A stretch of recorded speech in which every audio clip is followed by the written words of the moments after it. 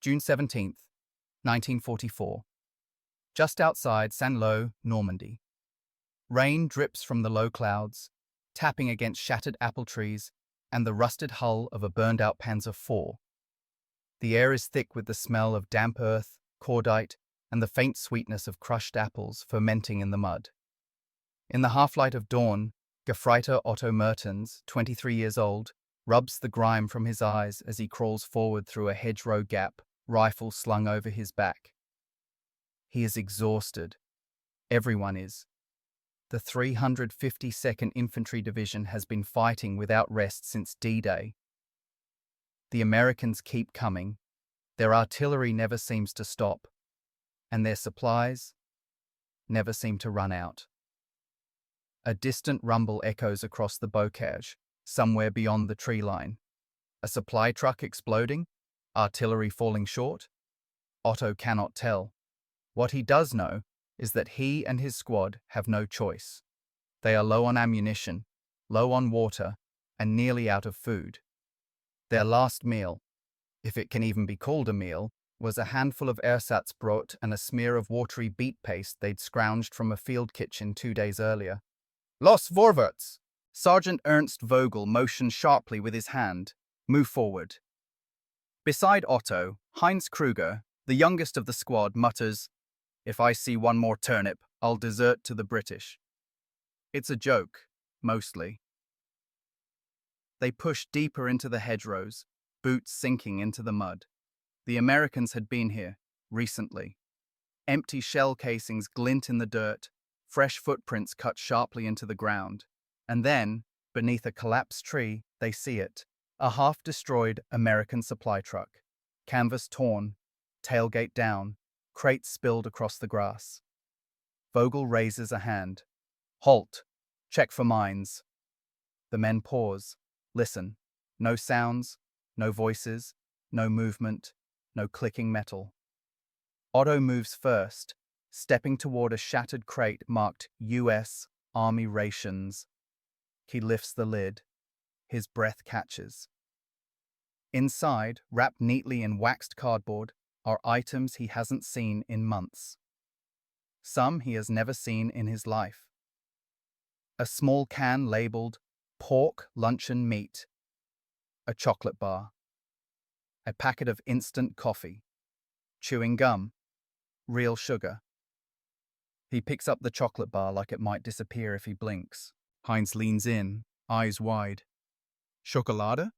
In a field ration? Another soldier, Albrecht, lets out a quiet laugh, one that's more disbelief than joy. The Americans must think their soldiers are on holiday. Vogel steps closer, lifting one of the packets, turning it in his hands as though studying a relic. This is their daily ration? Across the field, another crate lies cracked open, this one stamped D ration, emergency use. Inside are thick, dense chocolate bars, designed to keep a soldier alive even if nothing else is available. Albrecht breaks off a small piece. It tastes like it could break a tooth, he jokes, then his expression shifts. But it's still chocolate. The irony isn't lost on any of them. The ersatz chocolate issued by the Wehrmacht, mostly roasted barley, sometimes mixed with sawdust, never fooled anyone, not even the propagandists who promoted it. Otto looks again at the assortment before him. Meat, sugar, coffee, things his mother used to save for Christmas. And these Americans eat it every day? Rain begins to fall harder. Drops patter against the crates, running down the bright American labels in tiny streams. Otto suddenly feels a heaviness in his chest that has nothing to do with hunger. It's something closer to dread. What does it mean?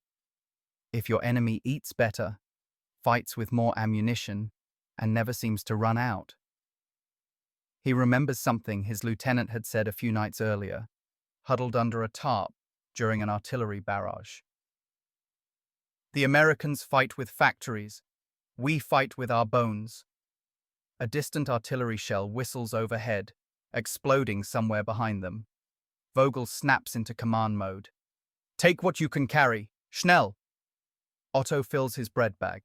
carefully, reverently, with items he never dreamed he would touch: a small can of meat, a sealed pack of biscuits, a precious envelope of instant coffee. He holds it up, brushing the dirt from the corner. His hands are trembling. Heinz nudges him. What's wrong? Otto stares at the American coffee packet. Do you think they have enough of this for all of them? Heinz shrugs. Americans? They probably have mountains of it. Otto feels it then. A cold, sinking realization.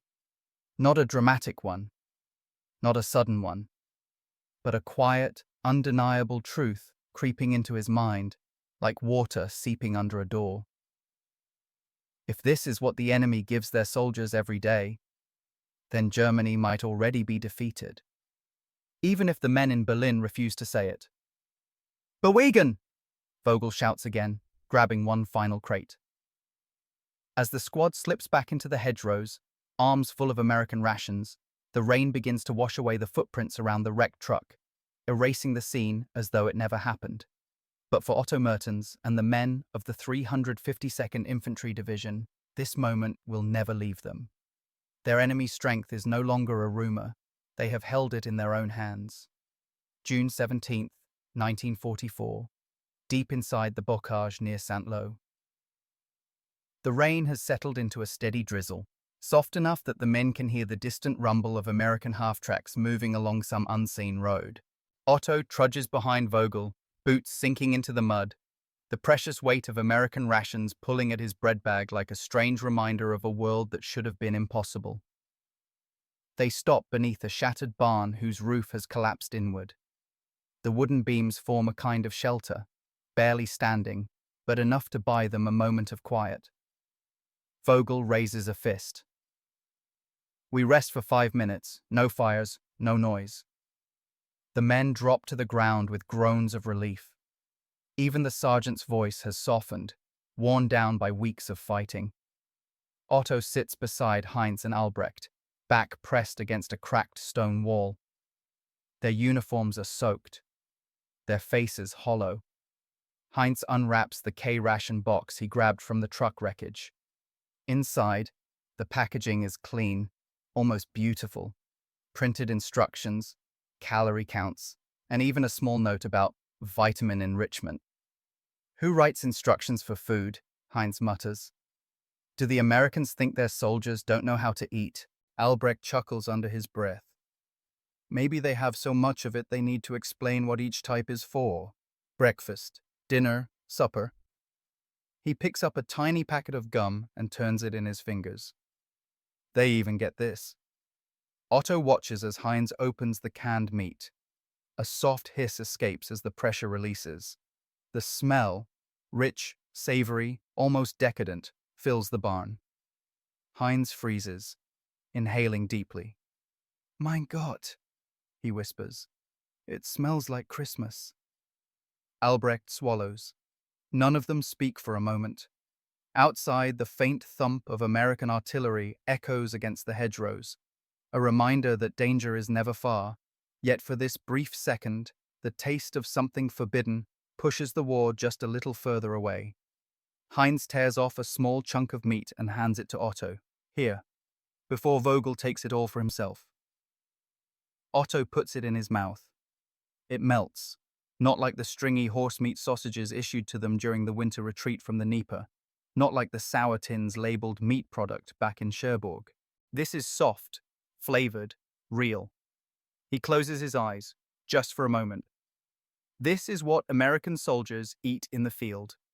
Not once a month, not as a reward, every day. He feels a strange guilt twisting in his stomach. Enjoying enemy food feels dangerously close to betrayal.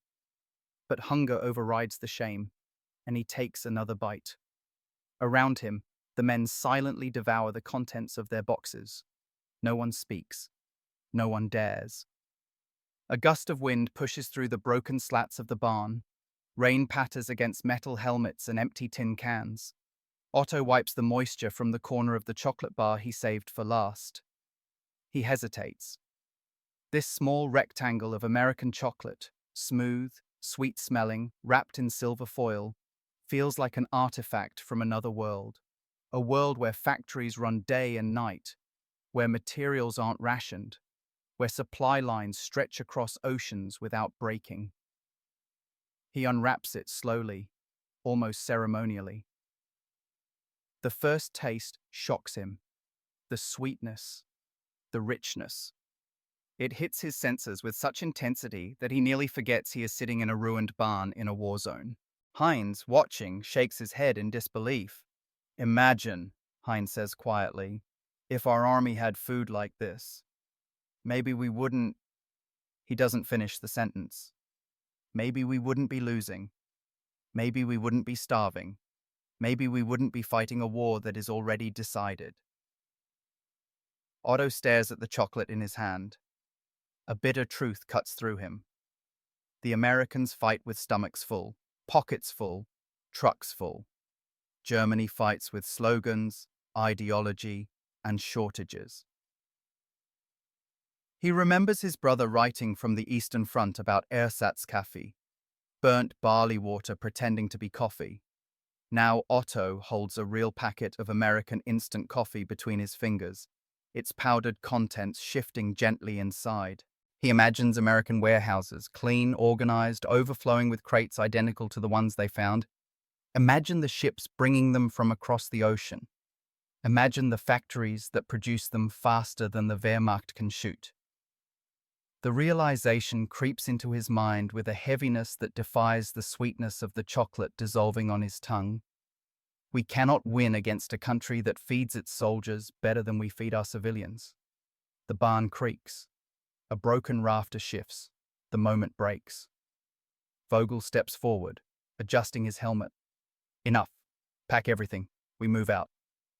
The men rise reluctantly, their short reprieve fading like smoke. Otto folds the chocolate wrapper into his breast pocket, saving it. The smell, the memory, like a talisman from another life. As they step back into the rain, Heinz leans close and whispers, "If this is what they give their foot soldiers." He glances toward the distant thunder of artillery. "What do you think they give their generals?" Otto doesn't answer. Because deep down, he fears he already knows. The American war machine is not just stronger, it is a world his country cannot hope to match. And now, after tasting its strength himself, he cannot unknow it. June 18th, 1944. Southwest of St. Lo, along a sunken farm road carved between towering hedgerows. The dawn breaks reluctantly, its pale light creeping across the soaked earth. The rain has eased, leaving behind a heavy mist that clings to the ground like a slow-moving ghost. Otto's squad marches in silence, boots squelching through mud, helmets dripping with dew, American ration boxes now hidden beneath their tunics and field gear. The road is narrow and winding, hemmed in by ancient earthen banks that rise above their heads. Birdsong flickers from somewhere in the foliage, far too cheerful for a battlefield. A quiet settles between the men that feels heavier than exhaustion. Something unspoken has changed since the discovery of the ration truck. They have eaten the enemy's food. They have tasted what the enemy's soldiers take for granted, and none of them can stop thinking about it. Sergeant Vogel walks ahead, map case under his arm, trying to maintain the rigidity expected of a non-commissioned officer. But even he looks troubled. Every so often he glances over his shoulder at his men, as if searching for a sign they still believe in the war they're fighting. They continue along the sunken road until Vogel raises a fist. "Deckung! Take cover!" The squad scatters into firing positions along the embankment. A distant engine growls, a low rumble, steady, mechanical. Otto presses himself into the bank, rifle raised, heart thudding. An American Sherman? A half-track? A supply column? They wait. The sound grows louder, then fades, then disappears altogether. The thick hedgerows have masked its direction. A reminder, in Normandy, danger moves like smoke. You don't see it until it's already on top of you. Vogel lowers his hand. We move. The road curves, passing a field littered with burned-out farm equipment. In the distance, barely visible through the mist, the smoke of Allied shelling rises in dark plumes above Saint-Lô. The city is being pulverized day and night. The Americans are grinding forward relentlessly, like a machine that never breaks, never rusts, never sleeps. The squad halts again near a stone farmhouse split open by artillery. Its walls gape like broken teeth. Inside, scattered papers flutter with the breeze. Personal letters. A woman's dress. A child's wooden toy crushed beneath stones. War has eaten everything here. Heinz kicks a loose stone. You know, he mutters, I used to think the Americans were soft, too used to luxury, couldn't fight a real war. And now? Otto asks quietly. Heinz opens his bread bag and pulls out the tiny packet of American instant coffee. He turns it over in his fingers. Now I think maybe being soft isn't the weakness we thought it was. Otto nods. There was a time when he believed in German toughness. Härte, they called it. The idea that suffering made soldiers strong. But now he wonders if that was just a story told to justify shortages and failures. A rustle comes from the hedgerow. The squad freezes. Vogel signals them forward, step by cautious step. They push through the leaves and peer into a clearing on the far side. There, half sunk in the mud, is another American supply container, this one intact. Airdropped perhaps, lost perhaps, but unmistakably full. Its green parachute lies tangled in the branches above. The men stop dead in their tracks. Heinz whispers, They dropped this, and don't even bother to retrieve it. Vogel swears under his breath. Otto approaches slowly, almost in disbelief. He wipes mud from the container's stenciled label. U.S. Army 10-in-1 ration. Feeds 10 meant 1 crate. Enough food to feed their entire squad for 2 days. Vogel cracks it open with the heel of his boot. Inside are cans of fruit, tins of ham, powdered eggs, cigarettes, biscuits, sugar, chocolate, and even small cans of sliced peaches. Sliced peaches. Otto remembers the last time he tasted fruit. It was the previous autumn. A single apple from a farm outside Paris, eaten before the frost came. Albrecht's voice wavers. I didn't even know soldiers could get food like this. Not German soldiers, Heinz mutters. The truth hangs heavy in the air. Germany fights on empty stomachs. America fights with food that tastes like home. The box is a symbol, but not just of comfort. It's evidence of something vast, unstoppable, and terrifying. An industrial giant feeding an army across an ocean as if the distance were nothing. Vogel kneels beside the crate, staring at its contents with a look Otto has never seen on him. Defeat. Not of will, but of understanding. Men, Vogel says softly, take only what you need. We can't carry everything. He does not raise his voice. He does not bark orders. He looks tired. As the squad fills their packs, Otto picks up a can of peaches, wipes the dirt from the label, and holds it against his chest. He doesn't feel triumphant. He feels something closer to grief. Heinz steps beside him. What are you thinking? Otto doesn't answer at first. He watches the mist coil over the hedgerows like a shroud. Finally, he says, I think the Americans aren't winning because they shoot better or march better. He lifts the can. I think they're winning because they can afford to feed a soldier like this, even if they never expect him to survive the day. Heinz exhales slowly, and for the first time, he doesn't smile, joke, or mock, because the truth is too clear to ignore. Germany is fighting a war of desperation. America is fighting a war of abundance. And somewhere deep inside, each man feels it. This war is no longer about territory or tactics. It's about factories, ships, ports, and endless supplies. A can of peaches weighs almost nothing, but in Otto's hand, it feels as heavy as the future. June 19th, 1944. The outskirts of St. Lo. The air tastes of chalk and smoke. American artillery has pounded the city through the night, and now, as dawn breaks over the horizon, a grey haze settles across everything, half fog, half destruction. Otto's squad moves through a field of shattered apple orchards, peach cans and biscuit tins clinking faintly in their packs, each sound a reminder of the truth they all wish they could ignore. The hedgerows thin at last, giving way to a slope overlooking the smashed ruins of a small hamlet. The squad crouches low among the tall grass. From here, they can see columns of black smoke rising like funeral pyres over what remains of St. Lo, once called the capital of the Bocage, now little more than rubble. Sergeant Vogel raises his binoculars, his jaw tightens. Americans are pushing in hard, he says. Engineers, bulldozers, tanks.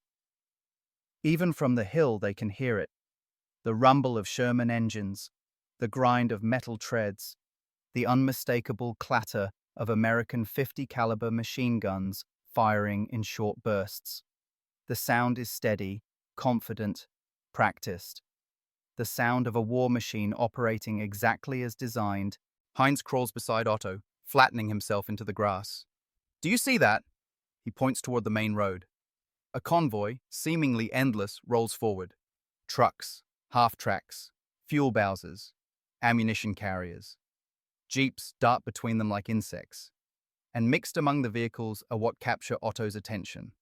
Rows upon rows of supply trucks. Canvas covered, freshly painted, tires clean despite the mud. Each packed with crates identical to the ones they stumbled upon. Food enough for an army, food enough to waste, food enough to never worry about hunger again. Otto's stomach knots, not from hunger but from something deeper. He remembers the winter in Russia, the starving horses, the frozen potatoes, the ersatzbrot, bread mixed with sawdust to stretch dwindling supplies. The way men joked about eating their belts just to taste leather again. And here, the Americans drive forward with trucks so full they can afford to abandon supplies in the field like forgotten toys. Vogel lowers his binoculars slowly. He doesn't speak for a long moment. Finally, he says in a low voice, "You see those engineers?" Otto looks again. American bulldozers are chewing through the hedgerows, ripping away centuries-old earthworks in minutes. Men with explosive charges shape the landscape, removing obstacles the Germans once believed were natural fortresses. The Wehrmacht spent years learning to fight in terrain like this. The Americans are undoing it in an afternoon. Vogel sighs. This is what industrial war looks like. The words hit harder than any shell. Albrecht, still watching the convoys, whispers, "I used to think our training, our discipline, that it made us superior." It did, Vogel replies. But superiority means nothing when the enemy can rebuild, resupply, and reinforce faster than we can shoot. The wind shifts. The smell of burned diesel and cordite washes up the hill. Otto closes his eyes for a moment. He tries to imagine American factories, massive halls lined with conveyor belts, women riveting steel, machines roaring day and night. Each minute, another rifle. Each hour, another truck. Each day, another ship crossing the Atlantic. Germany has factories too, but they run on shortages, bombings, improvisations, and hope. A crack echoes across the valley, the sharp whip of a sniper round. It strikes the dirt near Albrecht's knee, a burst of soil flicking upward. The squad scatters behind the embankment. Vogel signals frantically. "Down! Stay low! They've spotted us!" Otto presses against the earth as another round sings past overhead. The Americans are closer than they realized. They wait. Minutes stretch like wire. When the firing stops, Vogel crawls to the edge and peers out. They're advancing. A platoon at least. We need to pull back. The squad moves along the slope, single file, keeping low. The roar of American engines grows louder behind them, methodical, unstoppable. Each step Otto takes sinks deeper into mud. Each breath feels heavier. Halfway down the reverse slope, Heinz stumbles. His bread bag tears open. Cans spill into the mud. Ham, biscuits, the precious peaches. They roll downhill, clinking softly. The sound seems deafening in the tension. Otto and Albrecht dive to help him gather them. But Vogel snaps. Leave it! Heinz hesitates, fingers trembling above a can. They'll hear us, Vogel whispers sharply. And it won't matter anyway. We can't carry everything. Heinz leaves the can. It settles in a puddle, label half submerged. For a moment, the whole squad stares at it. Not because it is precious, not because it could feed them, but because it symbolizes something they don't want to say aloud. The Americans have so much that even we can't carry all that they abandon. As they retreat deeper into the hedgerows, Otto feels the weight of it grinding into his thoughts. The war is no longer about who shoots straighter. It is about who can afford to lose more and still come back swinging. He tightens the strap of his rifle and quickens his pace. Behind him, the can of peaches lies half drowned in mud, sun glinting faintly off its metal surface. It is a tiny thing, a meaningless thing. But to Otto, it feels like the moment he finally understands. Germany is fighting reality itself, and reality is not on their side. June 16, 1944, near St. Lo, Normandy. A drizzle begins to fall, thin, cold, persistent.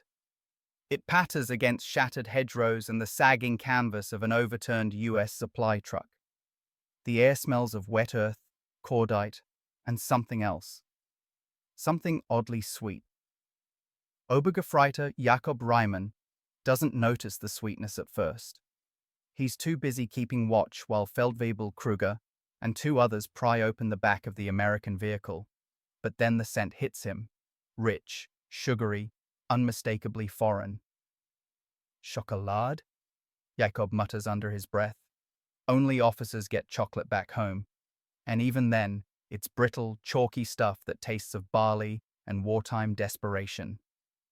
Kruger barks for a lantern, shielding the flame as it flickers to life. The beam reveals stacks of small, waxed cardboard boxes arranged with factory precision. K Rations. Private Holtz reads the label out loud in halting English. Breakfast unit, ham and eggs. Mein Gott, ham? Jakob's mouth goes dry. Real ham, real eggs. Things he hasn't tasted since 1942. Kruger tears open a box with the urgency of a starving man. Inside sits a tin the size of his palm, a pack of biscuits, a slab of chocolate, and a tiny envelope labeled instant coffee. Jakob watches as Kruger lifts the metal tin to his nose and inhales with reverence. Verdammt, this smells like home, before the war. Then Holtz finds something even stranger, bright sticks wrapped in foil. Was ist das? He asks. Jakob squints. I've heard of it. Amerikanischer chewing gum? Holtz unwraps one, sniffs it, shrugs, and places it in his mouth. His eyes widen instantly. Minze, strong mint. He grins for the first time in weeks. Jakob feels a knot tighten in his stomach. Not jealousy, not exactly. Something heavier, something dangerous. A realization forming like storm clouds. If this is what their soldiers eat in the field, what must their factories look like back home? Kruger finally speaks, his voice low and gravelly. These Americans, they fight with machines, yes. But this, he gestures at the rations. This is another kind of weapon. Abundance. Jakob nods, unable to look away from the small tin in his hands, a weapon of plenty. Outside, mortar rounds thump in the distance, American artillery adjusting fire on the next ridge. The Germans instinctively crouch lower, but Jakob doesn't move. His mind is elsewhere, across an ocean he has never seen, imagining assembly lines, endless farms, and ships loaded with food more luxurious than anything on the home front. Holtz pockets as much chocolate as he can. A guilty silence falls over the group, each man knowing what the others are thinking but afraid to say it. Jakob finally whispers it aloud. If they eat like kings, how do we expect to beat them? No one answers. The only sound is the rain striking the tin roofs of ruined farmhouses, steady, relentless, like the advance of an army that never seems to run out of anything. Behind them, Kruger stacks the K-ration boxes carefully, as if handling sacred relics. We take what we can carry, he mutters. Destroy the rest. But Jacob hesitates. Part of him wants to obey. Part of him wants to leave the boxes untouched. Proof that somewhere in the world, life hasn't shrunk down to ersatz coffee and thin soup. He pockets a single stick of American gum and clenches it like a charm against despair. Then the distant rumble of engines snaps everyone to alert. Shermans? Half-tracks? Kruger stiffens. Pack up. Now. The Germans vanish into the hedgerows like ghosts, rations clinking quietly inside their torn bread bags. Jacob looks back only once. The overturned truck grows smaller behind him, a symbol of something he doesn't yet have the words for. A truth chewing at him like hunger. The truth that wars are not won with courage alone. They are won with capacity, with nations wealthy enough to feed millions of men as if they were weekend hikers. And as another artillery shell screams overhead, Jakob realizes something chilling. For the first time since the invasion began, he truly wonders if Germany can survive this. Continued June 18, 1944, east of St. Lo. Dawn creeps slowly over the bocage, its pale light filtering through a web of mist that clings to the hedgerows like ghostly shrouds. Rainwater drips steadily from the leaves, tapping against stahlhelms and damp greatcoats. The German platoon moves in silence, every footstep muffled in the soaked soil. Jakob Reimann adjusts the strap on his bread bag, feeling the unnatural weight inside. American weight. A half-eaten K-ration bar, 2 biscuits, and, wrapped carefully in cloth, that precious tin of ham and eggs. He hears it shifting with every cautious step, a reminder of the discovery they'd made, and the unsettling thoughts that followed. Ahead, Feldwebel Kruger raises a clenched fist. The column halts instantly. Somewhere beyond the hedgerow, an engine rumbles. Not loud, just a low, persistent growl. Holtz whispers, "Another supply convoy?" Jakob shakes his head. Too heavy. Maybe tanks. Kruger motions them into defensive positions. Jakob crouches behind a mound of wet earth, the smell of greenery and mud filling his nostrils. The engine noise draws closer. Then, voices. English. Laughter even. American infantry. Jakob tenses, tightening his grip on his Kar 98K. But something else catches his attention. The Americans are joking loudly, carelessly, as if they're not creeping through enemy territory but hiking down a country road at home. "Listen," Jacob mutters. Holtz leans closer, brows furrowing. One American shouts through the mist, his voice carrying, "Hey, Danny, you drop your damn coffee again?" Laughter erupts. Coffee. That word hits Jacob like a blow. His last cup, if one could call ersatz grain powder dissolved in boiled water a cup, was almost a month ago. The Americans spoke of it as if it were as common as rain. Holtz mutters, "They sound relaxed." Jakob nods slowly. Men who have everything fight differently. Kruger crawls over, mud streaking his uniform. "We let them pass. No shots. Understand?" Everyone nods. They lie in stillness as the American patrol comes into view through breaks in the foliage. Heavy boots, fresh uniforms, clean weapons, packs bulging with supplies. One soldier casually chews gum as he walks, the rhythmic movement almost taunting in its normalcy. Jacob feels a bitterness rise in his chest, envy mixed with something more like dread. Is this what industrial power looks like? A force that can drown Europe not just with soldiers, but with comfort? The patrol passes without noticing them. Minutes stretch like hours. When the last American disappears into the fog, Kruger exhales sharply. "Move," he orders. They emerge slowly from concealment, nerves still tight. Jacob lingers at the edge of the hedgerow, watching the imprint of American boots already filling with rainwater. Holtz approaches him quietly.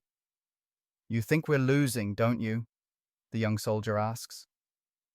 Jacob doesn't answer immediately. Instead, he reaches into his bread bag and takes out the American chocolate bar, half melted, smeared with mud. He breaks it in two, hands half to Holtz. Holtz stares at it as if Jacob has offered gold. Why give this to me?" "Because," Jacob says softly, "you need to taste it to understand." Holtz bites into it. His eyes widen. "It's sweet. Real sweetness." Jacob nods. This is what their factories can produce for every soldier, every day, even in war. Holtz swallows hard. "Then what chance do we have?" Jacob looks out over the quiet, fog-laden fields. Artillery thunder rumbles in the distance. American guns, calibrated with precision, fed by endless supply lines. He finally answers, voice low. "Our chance gets smaller every time they open a crate." Kruger calls for them to fall in. The men begin moving, disappear once more into the labyrinth of hedgerows. But Jacob pauses a moment longer, letting the weight of the moment settle on him like the mist. He knows battles are coming, fierce ones. He knows discipline and courage still matter. But now he understands something deeper. Wars are not only fought with bullets, they are fought with factories, with food, with faith that someone, somewhere, is sending you more than you could ever ask for. And that faith, the Americans seem to have in endless supply. June 23rd, 1944. Outskirts of Saint-Lô. The midday sun hangs hazy and muted behind drifting clouds, the air thick with the distant hum of engines and the occasional thud of American artillery. The German platoon moves cautiously along a tree-lined farm track, boots crunching on scattered gravel. The hedgerows rise on either side like towering green walls, protective, confining, suffocating. Jacob Reimann wipes sweat from his brow. His uniform clings to him, damp from days of marching through mud and sleeping in ditches. Food rations have dwindled again. He can feel the gnawing emptiness in his stomach, sharp and insistent. Feldwebel Kruger holds up a map, creased, stained, and barely legible. "We cut south. Oberleutnant says there's a ruined farmhouse we can use for cover." Holtz mutters, "If the Americans haven't used it first." The platoon advances slowly. Jacob scans every hedgerow gap, every path, every low mound of earth that might conceal an American helmet. Then, from somewhere ahead, an explosion cracks through the stillness. The platoon hits the ground. Dirt sprays. Birds erupt from the trees in panic. Kruger whispers harshly, "Artillery? Mortar?" Jacob listens, waiting.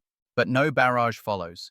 Just one single, sharp blast, followed by shouting. American voices. The Germans inch forward, hugging the hedgerow wall until they reach a narrow opening. Jacob peers through the brush. A small American supply column sits stranded on the road, a jeep overturned on its side, a trailer broken loose, and its contents spilled across the dirt. A mine, or a stray shell must have caught them. 3 American soldiers are scrambling to right the vehicle while another stands guard, rifle raised. But what Jacob notices first isn't the jeep. It's the supplies. Bright yellow ration crates burst open, their contents scattered across the road like a bizarre picnic. Cans of pork and beans, cartons of Lucky Strike cigarettes, chocolate bars gleaming in torn wrappers, packets of instant coffee, even small tins of fruit cocktail. An unimaginable luxury. Holtz stares, eyes wide. Mein Gott. Fruit? Jakob wants to tell him to stay focused, but he can't tear his own eyes away. Not from the abundance, not from the casual ease with which the Americans try to salvage it, like losing an entire cart's worth of food is merely an inconvenience, not a disaster. One American kicks a can aside, muttering something frustrated but unafraid. Another tosses a ruined ration aside without a second thought. Holtz whispers, "If we lost this much food..."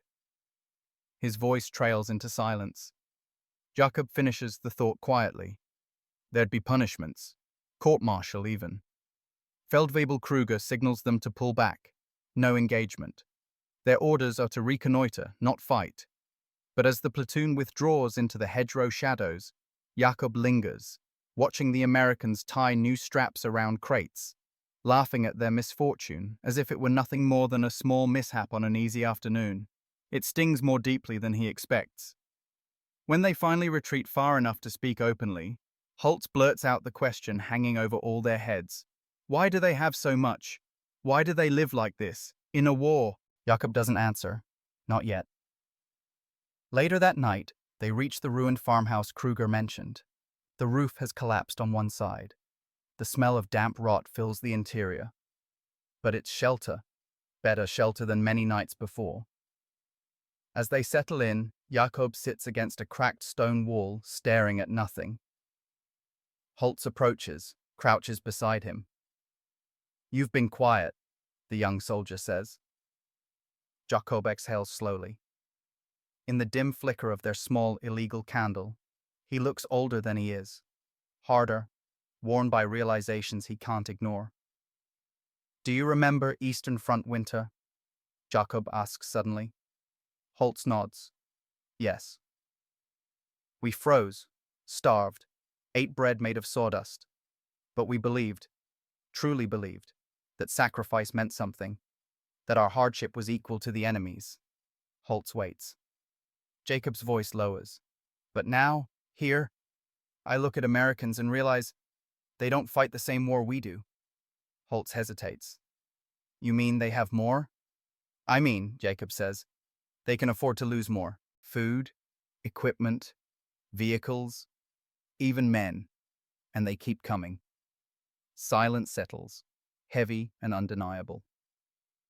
Jakob takes the last piece of the American canned ham and eggs from his bread bag, holding it in the candlelight. "I thought finding this meant luck," he says. "Now I see it meant something else entirely." Holt swallows. "What?" Jacob sets the tin down gently, almost reverently. "That we're up against a nation with more resources than we can even imagine. Enough to feed an army better than we could feed our families." Holtz looks away, because the truth is too large, too painful. Outside, the sound of distant American engines echoes across the fields, steady and endless. Jacob closes his eyes. And for the first time since Normandy began, he understands what defeat truly feels like, not as an idea, but as a certainty creeping into the bones. June 27th, 1944. Near the Via River line. The morning is grey and lifeless, the sky a low lid of clouds pressing down onto the soaked French countryside. Rain turns the roads into sludge, and the hedgerows drip like rain gutters. Jakob Reimann moves with the platoon along a narrow track dotted with craters from recent shelling. His boots squelch with every step, water creeping through the seams. Hunger gnaws at him, sharper now, more insistent, as if emboldened by everything he's witnessed in the last week. Holtz lags behind, clearly exhausted. Kruger calls back sharply, "Stay close! Americans patrol these roads every hour." The young soldier forces himself forward. Jakob helps shoulder his pack. Their footsteps become one uneven rhythm. As they crest a small rise, the landscape opens before them. Fields torn apart by bombardment, twisted metal from destroyed wagons, scorched earth as black as charcoal. Among the wreckage lie abandoned Wehrmacht ration tins, bent and empty, silent reminders of supply lines stretched too thin. Holtz kicks one gently. Nothing ever left for us. Jakob doesn't respond. Something else has caught his eye. Near a burned-out half-track, half buried in mud, sits an American ration crate, one of the brown, sturdy fiberboard boxes stamped U.S. Army, Rations, K, in bold letters. The lid is cracked open, as if someone grabbed what they needed and didn't bother with the rest. Kruger, Jakob whispers, pointing. The Feldwebel signals for a halt. They approach slowly, weapons ready. But the area is empty. When Jakob kneels beside the crate, his breath catches. Inside are 2 untouched K-ration boxes, a tin of cheese spread, and multiple packets of biscuits. Enough food to feed the entire platoon for a day. Holtz's stomach growls audibly. Kruger glances around, jaw tight. For a moment, he hesitates, not out of morality, but out of fear of showing desperation. Then he nods once. "Take it," he orders quietly. The men descend on the crate with a reverence normally reserved for ammunition or warm clothing. Hands tremble. Fingers work quickly. Jakob tears open the waxed cardboard of a K-ration. The smell hits him immediately.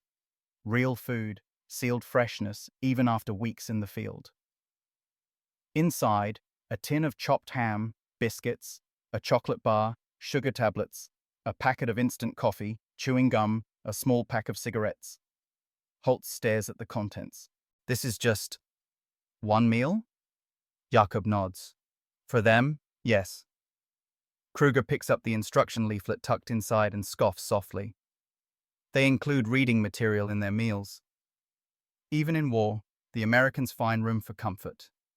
Jakob rips open the chocolate bar and takes a bite. The sweetness overwhelms him. For a second, he forgets the sound of artillery, the ache in his bones, the slow erosion of hope. Holtz does the same. Tears prick at the corner of his eyes.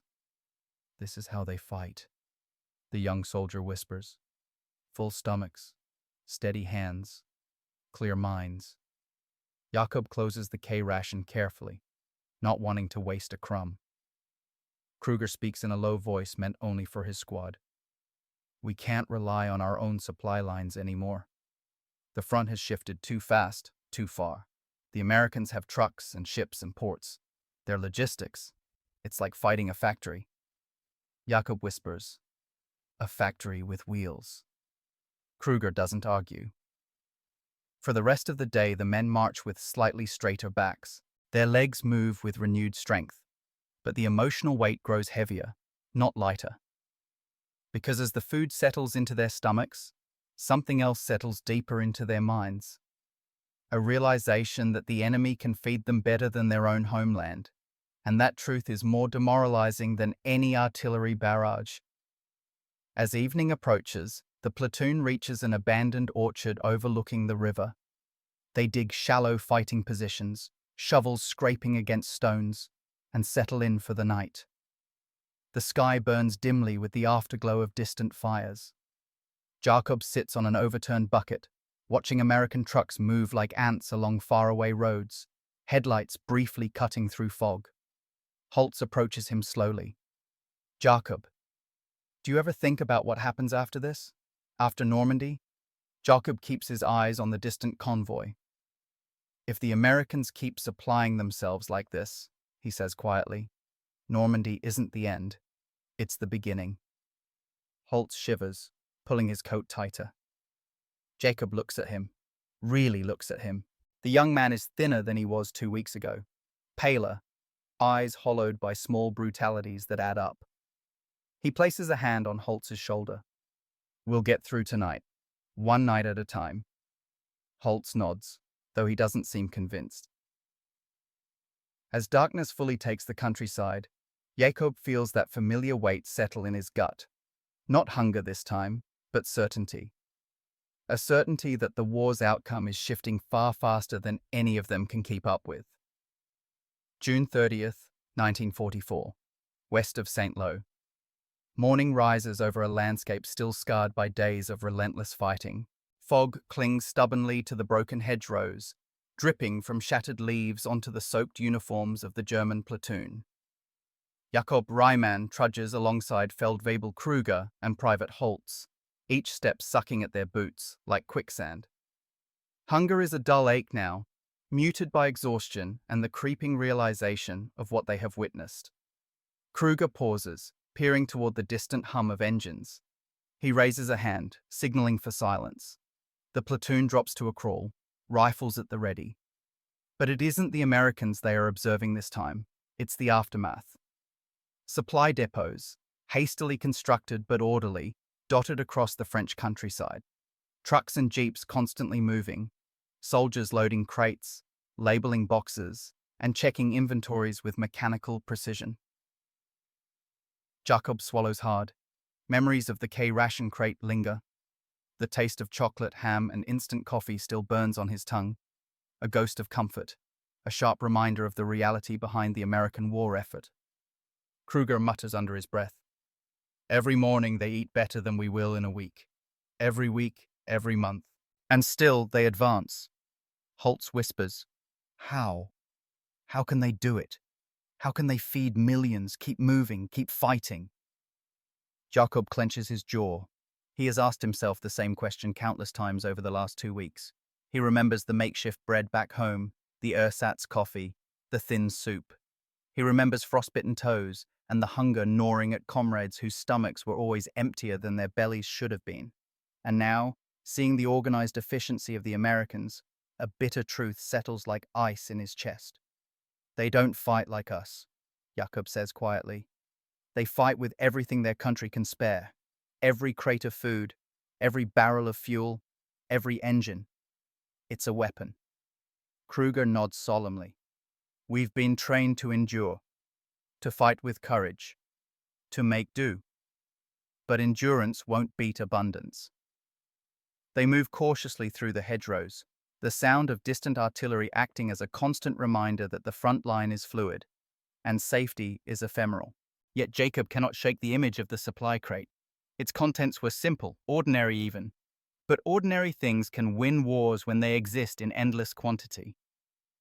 Holtz stops, glancing toward him.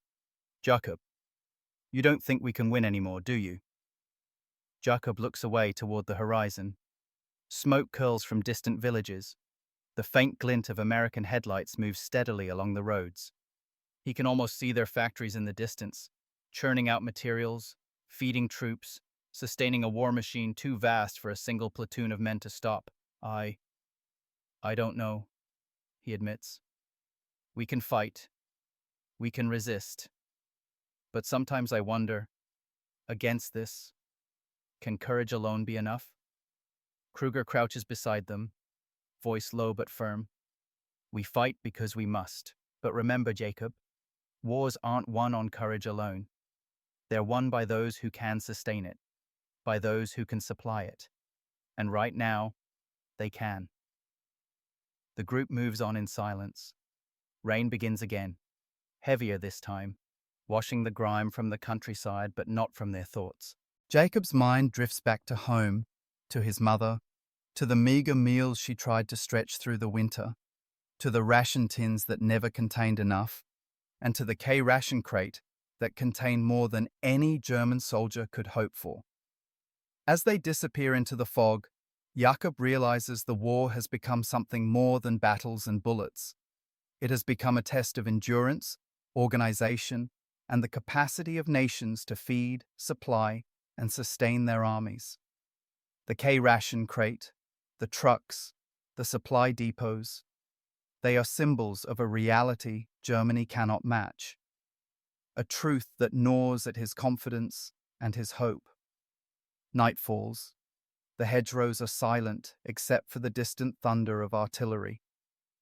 Jakob sits against a fallen tree, chocolate wrappers still tucked carefully in his breast pocket. Holtz sleeps beside him, exhausted. Kruger patrols the perimeter, eyes sharp, though the tension in his shoulders betrays the knowledge they all share. The enemy's strength is more than just their arms, it is their ability to outlast, outfeed, and outlast again. Jakob stares into the darkness. He knows that from here on, every encounter, every battle will carry the weight of this lesson. That courage alone cannot win a war when the enemy can feed, supply, and recover faster than you can strike. And in that silent night, amidst the soaked hedgerows and distant fires, Jakob realizes what the K-ration really meant. Not a taste of food, but a revelation of industrial might, a truth that would haunt him and every soldier who had ever glimpsed the enemy's abundance.